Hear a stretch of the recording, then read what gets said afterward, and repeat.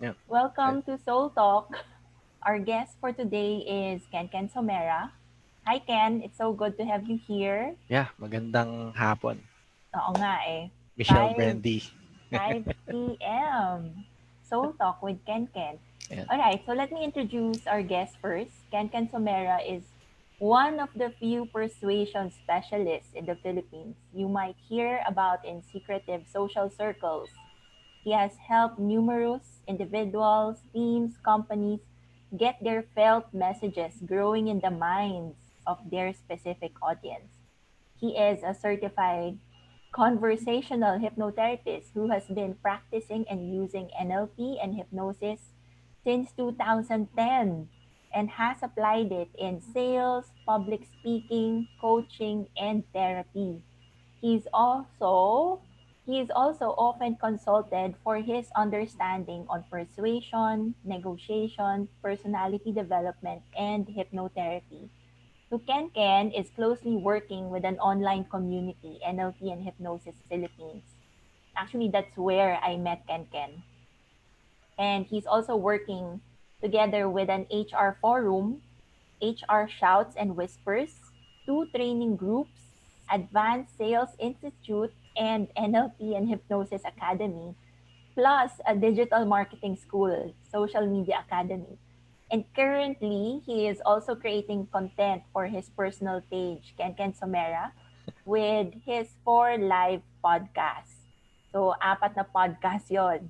Ito yung mga titles. Inside the Mind of, Conscious, HR Shouts and Whispers, and Perceptions, all of which promotes awareness in regards of NLP, hypnosis, and human excellence. So without further ado, let's welcome Ken. How are Yun. you? How are you Siyempre. today? Siyempre. Ano ang magagandang Excited. nangyari sa'yo today or during the Ah, recent months? today, sunod-sunod. Ang daming meeting kanina. Ay, ang Pero saya. looking Ang dami looking kasing forward collaborators. and looking forward to more opportunity naman. There are times na yun nga, weird nga na when COVID came, das dun Mhm. pa mas naging busy. Mas That's naging busy, true. yeah. Yeah. Even in my case, that's also the same. Parang when COVID came, when the quarantine was announced, parang Mm. sabi ko, wow, a lot of things started happening, and I started acting on those things. So Yeah. it's actually a blessing. So it's the same with you. So kamusta ang NLP and Hypnosis Philippines? That's actually Ah, where we first met. yeah, siguro NLP Hypnosis Philippines right now is yun nga, medyo online community pa rin siya. Mm-hmm. That's why me, Strix, and Luigi we started NLP Hypnosis Academy naman. Mm-mm. So it's more so nandun na yung mga online workshops. Mag-focus na lang talaga kami sa NLP tsaka sa hypnosis, conversational hypnosis. Mm-mm. Yan. Pero So lahat to advanced level na, no? hindi naman, depende Hindi siya. naman. So may mga beginner to advanced. Mm-mm. Pero syempre there's a lack Nakita ko there's a lack of upskilling coming from like practice level na. Kuwari, you're already a practitioner, nagpa-practice ka na ng NLP, you're already a coach. Ang nagiging problema minsan since wala kang client, wala kang mapag-practicean, na Mm-hmm. kinakalawang yung skill. Hindi Mm-hmm. nagfo-flourish. So that's why we're really looking into creating a small like community, a closed community, so that everyone can just build resources, knowledge, and experience when inside a small community Yes, like yours, like actually, yours. Yeah. oo, that's what I love about Ken. Kasi he's very observant. As in, very observant. He's very aware of what's happening in the market, in the industry, at least doon sa mga iniikutan niya, ha. And he can actually see the needs of people. And when he's able to pinpoint that, he can create something. So that's why he has a lot of collaborations right now. 'Di ba? Oo, yeah. How did it happen that you ano, parang nagkaroon ka ng collaboration with Advanced Sales Institute saka yung Social Media Academy? Those are also two well-known online communities. It's there's yung story na there's a need kasi. For example, I've been training and coaching people for persuasion, negotiation, some manipulation, diba? Something like that. Mm-mm. Pero ang naging point kasi, I saw it mga 4 years ago that everything was shifting to Facebook ads, diba? Online marketing, digital marketing. And I do believe that I may be good with talking to people, but I lack the online presence, the online skill, 'di ba? Paano ka mag-market online. So parang I researched and saw this group called Social Media Academy, and Mm-mm. I've gotten connected with some people there. Tapos I saw this trainer there who was teaching emotional something about emotional confidence and Mm-mm. NLP, si Johnny Kayon. So Ah, oh, doon si kami, sabi ko, Jonica. "Uy, pareho Mm-mm. kaming NLP." And Mm-mm. then this one of our friends, si Fred, connected me and Jonica. So nagkita kami. So as both NLP practitioners with different approaches and practice, sabi ko, napag-agreehan namin, why not we work together with something? So Mm-mm. doon na uso yung nabuo yung Advanced Sales Institute with George Ramos na rin, who's also a very good org dev HR. Ang dami niya ginagawa eh. So, Oo. yeah. Yeah. So, yun yung Advanced Sales Institute. Mm. So, Actually, ang maganda kay Ken Ken is that he also has a lot of network, yung friends. Tapos and talagang power. ginagamit ang power of relationship and friendships para mag-build ng something. And right now, his online presence is also getting stronger. Actually, tama yun eh. Di ba we also went to one of the events of Social Media Academy before? Ay, hindi. Ay, Eh, hindi. No, iba no, yun. no. It's Iba not yan. SMA. Iba yung pinuntahan It's natin. another, Pero, Financials. oo. Pero kasi during that time, there was also a need for me to ensure that I have this online brand presence. And actually, advance nga tong si Ken eh, kasi nakita niya agad. And tapos yung nag-usap uh, na lang tayo, nagkita-kita na lang doon. ang daming, alam mo yun, in in in my mind, it's always ano what's next. Kumbaga, that's why ask yourself right now, with what you're doing right now, what's the next level to it, 'di ba? Mm-mm. So for people who are in like financials, there's Philippine Stock Exchange. If you look outside, there's forex. If you look deeper, there's cryptocurrency, 'di ba? So if you think about it, in the next 10 years, what's the next thing? 'Di ba? And Mm-mm. then you could easily get to focus on that, work on it. And then pagdating ng panahon na yon, kung tama yung insight mo, edi mayaman ka na. Oo. Hindi, saka ano rin eh, parang even I am witness to how patient you are in terms of waiting and observing. Yeah. So, in terms of asking the question naman, what's next? What's important is looking for alignments. And Yeah. nakukuha mo yun eh, na nakikita mo yung alignments eh. Even, it's actually a gift. Parang you're very, it's also intuitive actually, if you ask me. Very Eh, intuitive rin in terms of asking the correct questions, observing, knowing what's happening. So, lahat yon. That's all part of your gift and using the correct resources in terms of network to create something of value. yeah, siguro I'd like to connect with one thing that you said kanina, which is alignment. Mm-mm. Alignment. That's isa sa very very important nakikita ko with lalo na with helping people. Kasi ano there are times na there are lots of good coaches. Dami, dami. Pero when you get to see like an approach na kuwari, nagbigay ng advice yung coach. Pero yung advice na yon is based on the coach's reality and not the reality of the client. what happens? Wala alignment. Oo, Kasi wala nga. it's aligned dun sa coach. Mm. Di ba? Kaya, Mhm. siguro we could talk about that more about hypnotherapy and NLP because nakita ko when you get to practice these approaches, it's not based on the coach. It's always based on the resources of the person that you're helping.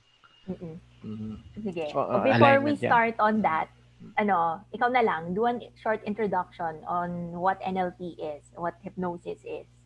Sure, sure. Mm-mm. NLP, neuro linguistic programming.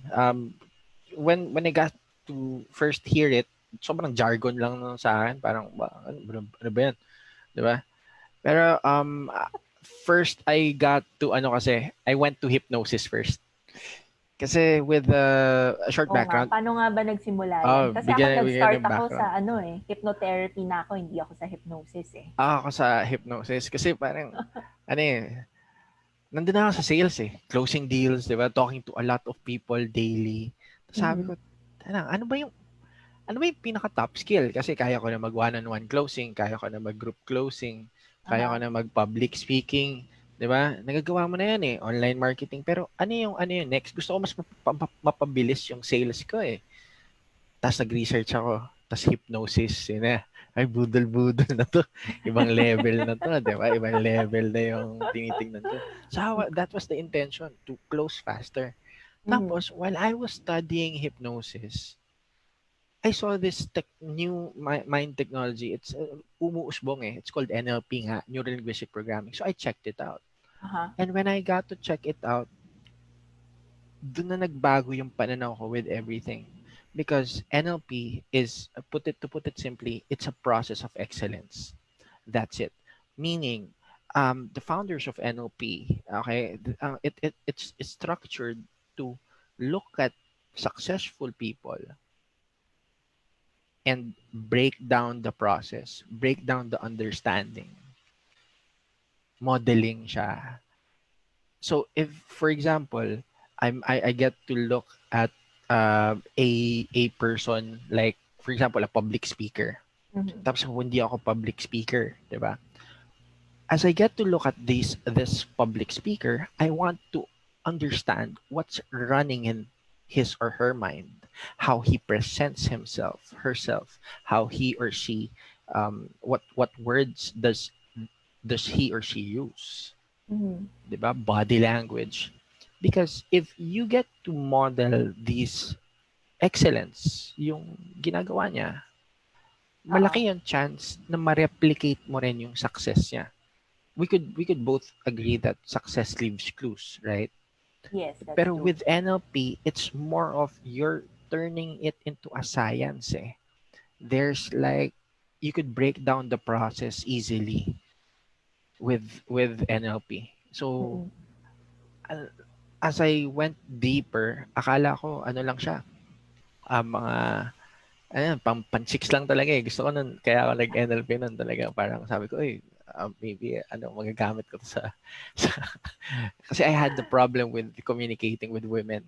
Parang I wasn't Mhm. that, you know, good with talking to Mhm. the opposite sex. Pero I wanted to improve it. So, nung nakita ko ang NLP, it was a good technology to use. So, yun. So, yun, doon Yes. ako nagsimula sa NLP. And then, when I attended my first workshop, I was stunned because um, everything that I thought about NLP wasn't actually taught there. So, Mhm. as I saw, NLP was mainly used for helping people, for coaching, for therapy. Tapos, doon ako na parang, parang, ito ba yung pinasok kong class? NLP yung pinuntahan ko, di ba? Bakit therapy yung ginagawa nila? Oo. Yeah. And yeah, tas as I got to understand that, gumaling ako sa communication ko because when you get to practice therapy, there's this kaya mong i-channel yung feelings mo, yung emotions mo to actually help the person more. Mm-mm. So, yun na, doon na ako naglalaro na ako ng mindsets, ng energy energy mo, shift mo lang eh. Parang Mm-mm. when pwede ka magalit, alam mo, you know what, why are you here? You Oo. shouldn't be here. Actually, ang galing nga ng, parang kaya mong i-control. Parang you were able to detach from your personal self and Yeah. actually do the coaching and the therapy. Yeah, yun, anchors. Yan, pwede ko i-explain din yun Mm-mm, o maya-maya, yung anchors. Parang different personalities. mm-mm, Parang when I need to talk to a certain person, mm-mm, when I attach a certain state of mind sa damit, di ba? Or mm-mm, sa facial feature. So, kare, ito, makulit lang ako, ganyan lang. Yan. Pero pagdating sa business, or for example, yung mukha mo, medyo mas serious siya. So mm-mm, when you do that, when I'm aware that I'm doing that, my state of mind also changes. It's because mm-mm, I anchored it. I anchored my mind to work that way. mm-mm. So yeah, Actually, there's so much awareness in the practice of NLP. lawak, And lawak. and when you said that um parang NLP is modeling success, breaking down the process, and then parang inaaral mo yung words, yung the way, yung patterns of thought, yung thinking, yung body language.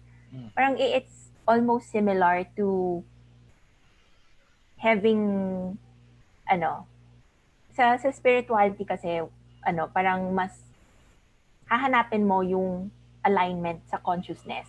mm, So if you want to be someone who's rich, you have to surround yourself with rich people kasi parang i-share nyo yung consciousness, yung collective consciousness yeah. of being rich. And with NLP kasi, that's breaking down the process. Mm, So, yes, you find someone or a group of people who have the same kind of thinking, who have the same kind of behaviors, mannerisms. Tapos, with NLP, binibreakdown niya. mm, So, ano lang, it's still similar in some ways na hahanapin mo yung same frequency ng vibration. And sa NLP kasi it's to improve yourself eh. ah, yeah, So, babaguhin mo. Parang magle-level up ka eh. Imo-model mo yung sarili mo doon sa tao na successful. yeah. Oo. It's almost similar actually. We're just using different languaging. Mm, Kasi ako, I am very spiritual and Ken knows that. I took hypnotherapy under NLP and Hypnosis Philippines, but I was able to tweak it in such a way that I was able to include spirituality or my practices in spirituality and energy work into hypnotherapy. So, ano, ang ganda ng yung pagka-explain ni Ken ng what NLP is and paano yung breakdown ng process. mm, And at the same time, I'm seeing the parallelism in terms of spirituality. So, nag-aano siya eh, parang may similarities, may commonalities rin yung dalawa, yung science and then the spiritual side.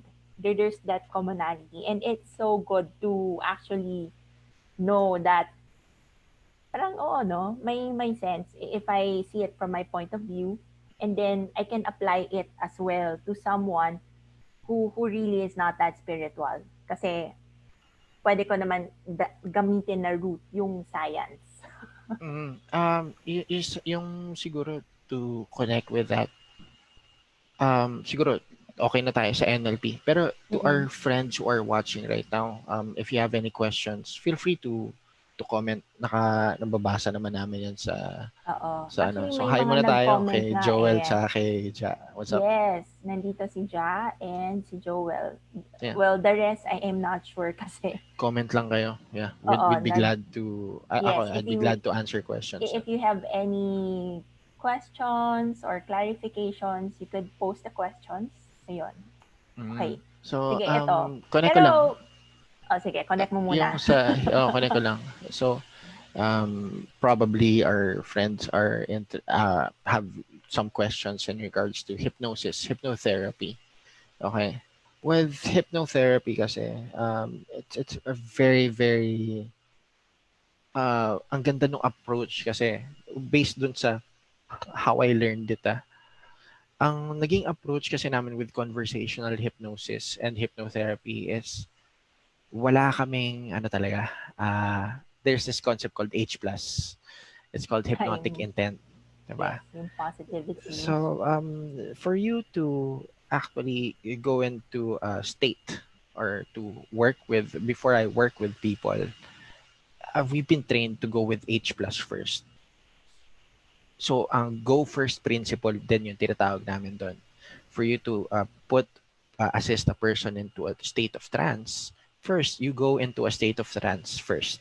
Okay, go first nga eh. Mm-mm. So, when I get to talk to people, for example, ngayon, I'm talking to like Brendy right now. Pansinin nyo, is there a match with how we speak? 'Di ba? Kasi with a good si Brandy went first with a relaxing tone. So with a relaxing tone, automatic na sa tao most of the time to match and mirror.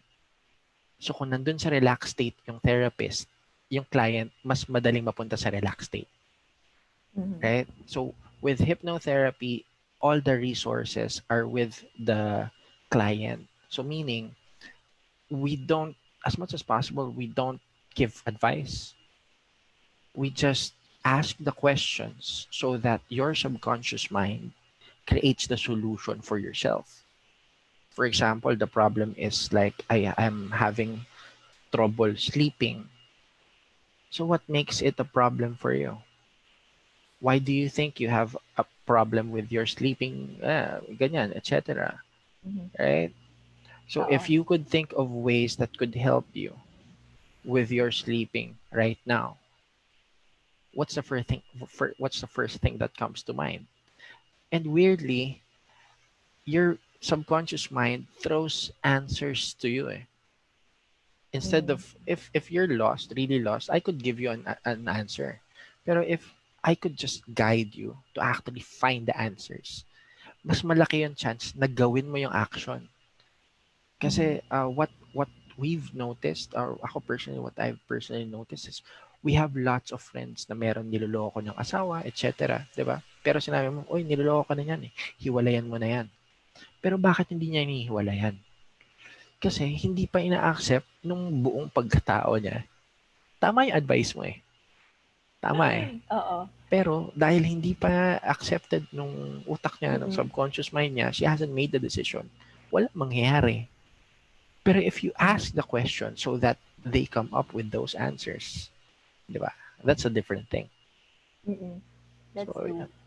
That's why I also love counseling and hypnotherapy because the answer will always be coming from the client or the Mm, counselee, and all I have to do is ask clarificatory questions and help that person come into realizations. Siya dapat yung makakuha nun eh. Hindi siya spoon feed, hindi siya ibibigay as advice. Um, that person has to realize it on their own. mm, And that's the beauty of hypnotherapy and even counseling. Ayun. Saka yeah. maganda rin yung sinabi ni Ken na you start with the positive intent. Kasi even with me, kasi kay Ken, it's more of energy, eh, di ba? Parang ganun yun eh. You get that Uh, positive intention. Meron ba ganon? um, may mga ginagawa ko like breathing patterns, sinasabayan ko rin. Marami akong ginagawa for Oo. ano to make them feel good. Oo. Ayun. Pero kasi it's ensuring that is ano, the start will always be on a positive note. And there are skills and techniques for that. So, in my case naman, when I do, pastoral counseling or even intuitive reading, kahit yung spiritual hypnotherapy, it's always connecting to the supreme source. Kasi parang yung pinaka-belief ko is that all the grace or all the positive things will be coming from that source. And it's that's the time to channel it into the session. So as I begin, actually even before beginning, ginagawa ko na siya. So that's naman, that's also my personal technique naman that I included into the way I do therapy and counseling. Ayun. Pero sige, teka, balik tayo sa Ken. Kasi Mm. gusto ko yung journey mo eh. Sige. When you started with hypnosis, you were just a young guy in sales and you wanted to be able to communicate well with Mm. women. And from that time, tapos tignan mo yung journey mo hanggang ngayon. Parang sabi ko, oh my gosh, parang it's such a huge jump from Ame. from from where you started. Kung nag-start ka lang sa hypnosis right now, you're now a persuasion specialist and people really go to you to ask for mentoring or advice or mga techniques. Yeah. Even when it comes to NLP, siya pa rin yung nilalapitan ko, si Ken Ken pa rin. Salamat. Oo. So, you were able to reach a level of excellence. And then, tama ka rin, yung hinahanap mo kasi what's next. So, yung alignment. So, Mm. imagine mo from hypnosis, you were able to align to sales, you were able to align to HR, you were able to align to social media. Di ba? Ang ganda ng path. So, tell me nga a little background story about that. Parang, Sige. Yeah, oo, sige. yung pursuit mo of excellence, the pursuit of mastery. Sige, I'd love to. Oo. Hindi ko naman na-share yan. That's it. Oo. Hindi, palaging ako yung nag-i-interview ng tao, so hindi hindi ko na-share. Siguro sa akin, ano lang, short lang naman. Um, Nasabi ko na kanina na the intention for me before was like to connect with women and to close deals din sa business. Mhm. Pero ang nangyari kasi doon is it's a journey of finding yourself eh. That's It true. takes ayun, as I get to talk to a lot of people, napapansin natin eh, most people that reach out to coaches are people who are lost too. Na parang they're still trying to find themselves, trying to find their calling, di ba? Mm-mm. Minsan kasi hindi mo alam eh. You're in this ginagawa mo, nag-enjoy ka, tapos after a couple of months, ayaw mo na sa kanya. Ayaw mo na. Di Mm-mm. ba? So, sa akin, I had to create like different personalities then along the way. So, when I started like mga 2010, ano lang ako, very introverted. I just wanted to be, play my games alone lang, mag-aral lang, yun lang. Pero as Mm-mm. I got to learn more and be associated with different people in the community, doon na nag-shift. So, parang nabuo si Ken. So, yung Ken muna. So, ang tawag ko doon is avatars. 'Di ba? Mm-mm. So, with avatars, you anchor a certain set of state of minds and personalities with something. And I anchored it consciously with my name. So pag si Ken, confident yan. Yung boses niya mas malalim. Oh guys, kamusta? Anong pag-uusapan natin? So yung energy niya, ano siya? Very, very direct to the point. Medyo dominant siya. So Mhm. yung posture niya, lahat, shift, body language, everything. Pag si Ken yun. So pag Mhm. nagpakilala ako ng Ken, ganun yung palagi. Oh, hi, man. Kamusta? Malalim. Tapos, Alright. dumating din yung isa, si Andre. Si Andre, medyo, ano yan, yan yung real name ko eh, Andre Yes, Quesniel. I Oo, love so, Andre. Andre. So, ang nangyari, very ano naman to, ito yung high school. So, yung mga tumatawag sa akin na Andre, usually mga high school friends lang. So, medyo Mm-mm. koloko yan. Diba, koloko, makulit lang. Pero as I got like mga nasa 30ish na ako, 31, 32, dun Mhm. ko na dun ko na na-realize na I should embrace, dun ko na na-accept yung Ken-Ken. Kasi yung Ken-Ken siya yung foundation eh. Kumbaga parang I don't need to pretend. I don't need to act. It's just I don't I don't care. Parang Mm-mm. nagkaroon na ako ng personality na parang you know what? I'm just me. If you can't deal with who I am right now, then fuck it. I don't care. So Mm-mm. nung dumating na ako doon, mas na-accept ko yung mga flaws ko. Yung parang sabi nila noon, pag mga trainers, uy, pag trainer, dapat ganito ka. Pag coach ka, dapat ganito ka. Yeah. Pero pumasok sa utak ko, sino ba nagsabi nun? Mm-hmm. Wala. It's just the community. It's just the culture Oo. telling you. Yeah. So, pero when you get to accept yourself more, mas nakikita mo na yung surroundings mo clearer eh. Who's the culture? Who's the community? What if, 'di ba, you create the community yourself, you define the rules. You create the rules eh. So ngayon, wala na ako ano, if there's a community that can't understand the way that I'm teaching, Mm-hmm. then that's not the community for me. Yes. So there's less stress on my end and I just get Mm-hmm. to focus on what's fun for me.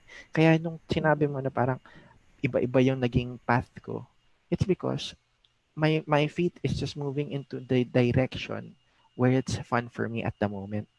I'm not like putting myself in a niche na ito lang, Ken, ito lang. No. Mm-mm. Because at the end of the day, you're living your life. And I don't want other people to control how I should live my life. So ang tinitingnan ko lang, what's fun for me. Nakita ko masaya yung HR. So wala naman, hindi naman ako HR.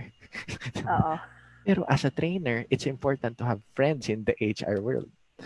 So hanap ako ng friends. Gawa ako ng, connect ako kay Christina. And then gawa kami ng Kaya HR pala. Shouts and Whispers.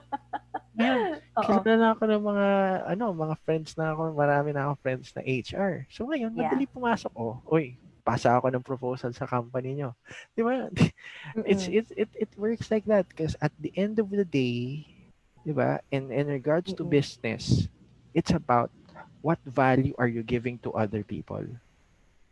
What solutions are you providing for their problems? So, doon na ako nag-focus ngayon, Brents. I saw that I feel good when I get to work with people.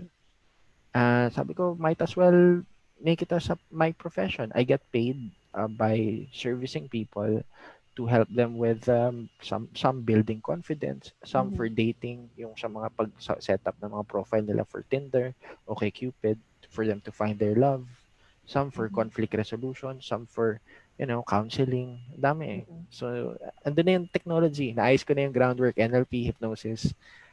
Ano na ako, Mm-hmm. I'm happy. Oo. Actually, maganda nga yung journey mo eh. Kasi you were simply having fun Oh, yeah. along the way. And that's one of the most important thing in this life eh. You don't need to take everything seriously. You just have fun and enjoy every step of the journey because the path will show up when it's time. So it's the Mm, same with Ken kasi hindi naman isang biglaan yan eh. It's yeah. ano eh parang phase by phase siya eh. Parang unti-unti binibigay until he was able to create something ano na elaborate. And in the process, he was also able to be aware of who he really is. So, kaya nagkaroon ng Ken-Ken. So, actually, maganda yon. Even with the names, yung Ken, with Andre. So, Yeah, parang, NLP technique yan eh, anchoring. oo, Oh, oo. yeah. Actually, even I had that kind of experience as well. Kasi, family and high school friend would all call me Michelle. College, tapos professional, work, ganyan, it's all Brendy. Mm. Tapos, di ba recently nag-shift ako. It was just last year. I went back to Michelle. And it caused some confusion. But when I went back to the original na Michelle, I was able to I was able to be okay with it. I was okay na. Hindi, Michelle ako pinanganak. Ito yung gusto kong pangalan. Oh, wala I-embrace eh. ko to. Di ba? Parang ganon. And ano rin, and also because I'm also in meditation and in spirituality, I also realized that names have energies. Meron, And meron. Yeah. ibang energy ni Brandy, ibang energy ni Michelle. So, pag si Tama. Michelle yung kausap mo, parang mas malumanay, mas mas Meron akong heavenly. suggestion. May suggestion ako. This is coming from a marketing perspective naman. Mm-mm. Michelle Brendy. Oo nga, kaya nga ito na nga yung ginagamit ko Michelle eh. Brendy. Kasi ang daming Yeah, Michelle eh. yeah.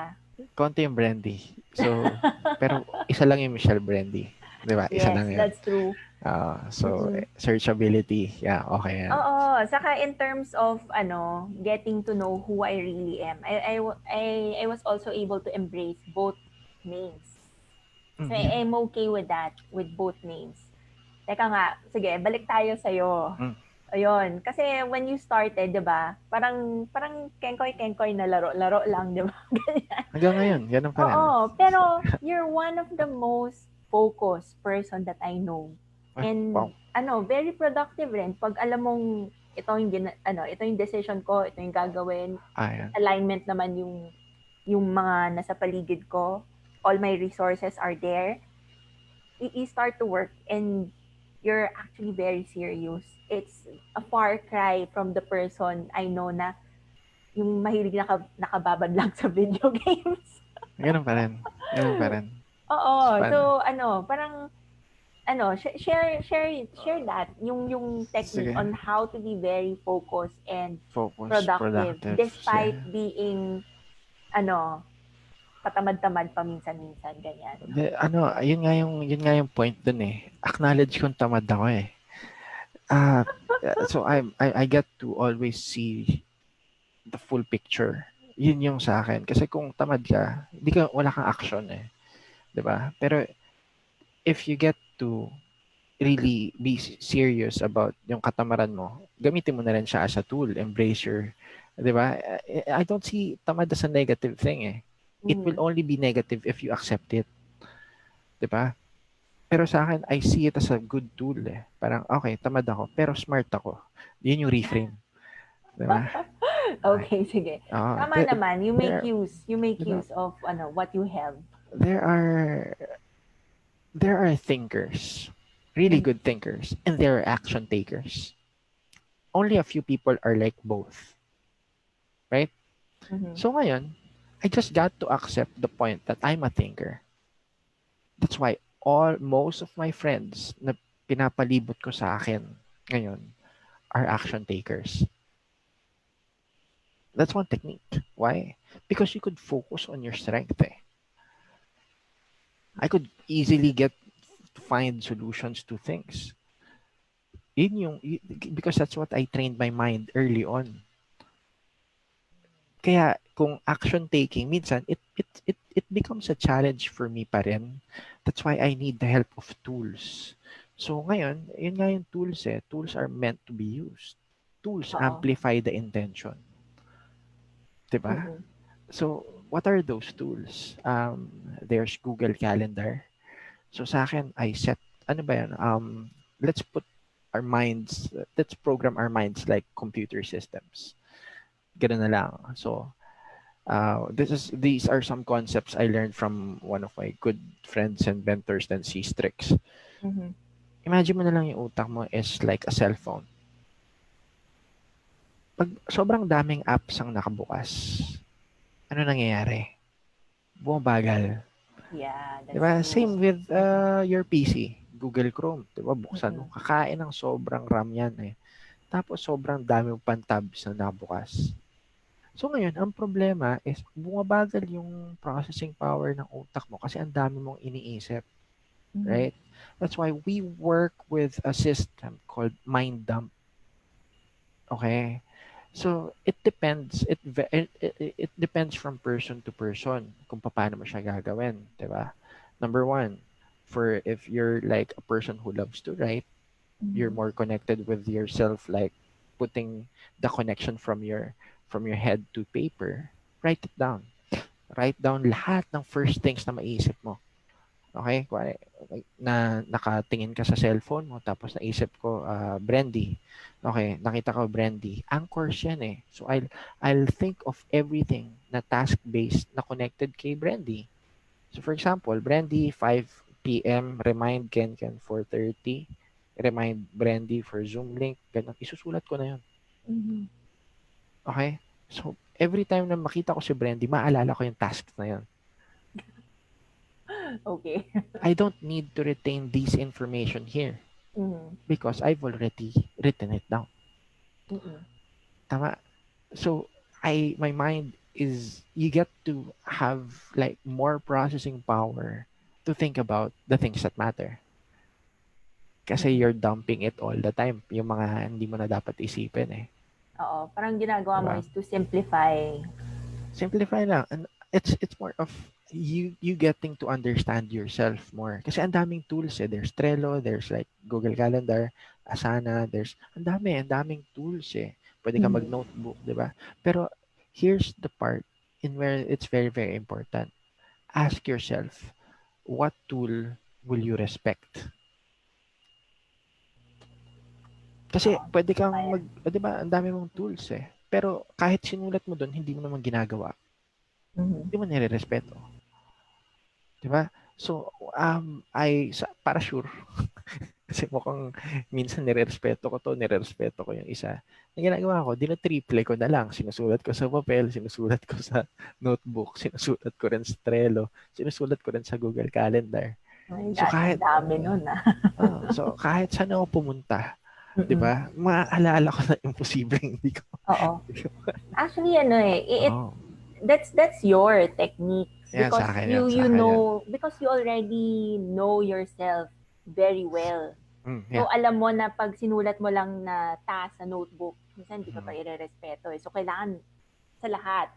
But Oo. for other people, you have to know yourself as well because parang what we can give is the techniques, some advice how to do it better.